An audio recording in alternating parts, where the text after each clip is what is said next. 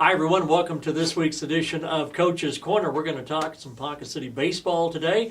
One of the real good stories about this spring, and that is the very exciting brand of baseball that Coach Freeman and his Wildcat baseballers are playing right now. A good record, playing good baseball right now. Congratulations, Coach. You're working on a pretty good spring, aren't you? We are.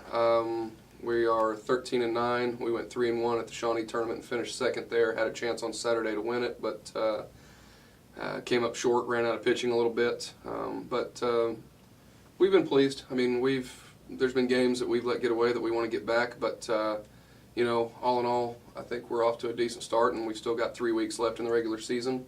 And you know, obviously, we want to continue to play well. If not, get a lot better the next 3 weeks. You know, and all this being said, you really pitching is so young, and those guys have just done an outstanding job for you this year. Even a lot of the young guys have come through, haven't they?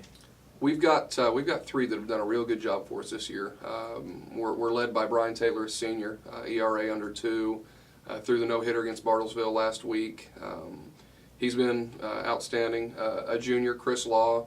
I was doing the stats this morning. He's given up 1 earned run in his last 29 innings. That's, to me, unheard of for a kid that throws 74, 75 miles an hour. So we're really excited about Chris and what he's done. Parker Lovall has kind of stepped up and become our number 3. Another kid that doesn't throw very hard, but, you know, we've taught him pound the strike zone, mix up your speeds. So those 3 we feel real comfortable with on the mound. And then we're still scratching, and to be quite honest, we're struggling to find that 4th and 5th kid. And hopefully when we do, you know, we'll be set up for the regional tournament. Well, I will say this, too. Coach would never say this publicly, but you know, before the season began, your best pitcher, probably coming back off last year's team, left school and moved to another school. So how many teams could lose the number 1 starter, still be 13-9, and have a great upside to a lot of these young players? And at the other end of it, you got some guys knocking the cover off the ball too, Coach. We have swung it well, and you know, back on the situation with the number 1 pitcher leaving, we just told the kids that next day that we found out that's, you know, one door closes, another opens.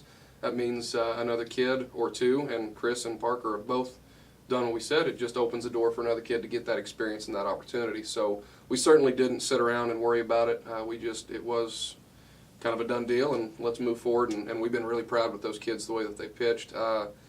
Offensively, Parker Lovall, Eric Ailey, Garrett Parr, we've got 4, 5, 6 kids that have really done well this season offensively. We need, you know, obviously in a perfect world, we want all 9 clicking at one time. That's when you're playing well, is when you've got good balance. And, you know, when we get good balance 1 through 9, we're a pretty darn good team. So we'll see if we can't put it together here the next few weeks. You know, I want to make a point, too. I saw one game. Sorry I haven't been to more, but you actually have a lot of home games coming up, and we'll talk about that. But you played Stillwater earlier this year, and they beat you 15-5. And then about a week and a half ago, I was able to watch the Ponca-Stillwater game here in Ponca City, and a game that you lost 4-3 and had a chance to win late with the go-ahead run on. And I guess the point I'm trying to make is you lose 10 runs, and then you come back a couple of weeks later, and you show a great amount of improvement. Are you seeing that with this team, Coach? I am. You know, and that's... We talked about that after the game, that, you know, Stillwater, they're ranked number 9 or 10 right now. They've won 12 of their last 13 games, hadn't even been competitive, beat Tulsa Union by 12 runs this weekend, just really running people off the field. And so we don't take moral victories. We've told our kids we want to be extremely competitive, and a 1-run loss hurts as bad as a 10-run loss. So we didn't sit around and congratulate ourselves for competing with them, but you know, deep down, as the head coach, you do understand that it is a team that run-ruled you 2 weeks before, that you hung in there, your team competed.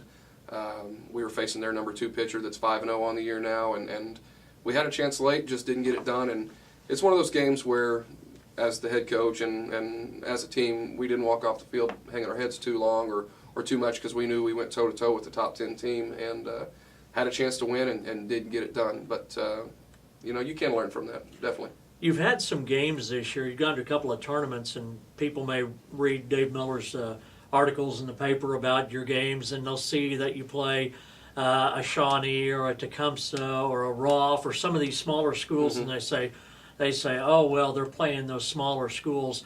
And I think the one thing about high school baseball that I really take is that all these small schools have at least one dominating pitcher that can pitch at any level.